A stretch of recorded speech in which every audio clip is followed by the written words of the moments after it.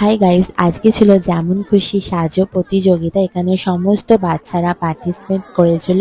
অনেকে অনেক রকম সেজেছিল, কেউ কালী, কেউ কৃষ্ণ, কেউ তারামা, আর কেউ গোপাল সেজেছিল। অনেক ছোট ছোট বাচ্চারা অংশগ্রহণ করেছিল। আমি আমার মেয়েকে পরের বছর সাজাবো অবশ্যই। আর এখানে দেখো মেয়েদের জন্য ছিল মিউজিক্যাল চেয়ার প্রতিযোগিতা। এখানে 3জনকে সিলেক্ট করা হয়েছিল, ফার্স্ট সেকেন্ড থার্ড করা হয়েছিল।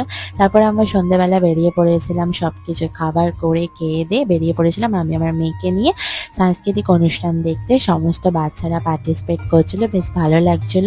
এই ছোট ছোট বাচ্চাদেরকে দেখে আমার ছোটবেলার কথা মনে পড়ে যাচ্ছিলো। আমিও একসময় স্টেজে পারফরমেন্স করছিলাম, কিন্তু বিয়ে হওয়ার পর সব কিছু যেন পাল্টে গেল। মেয়েদের জীবনটাই এরকম।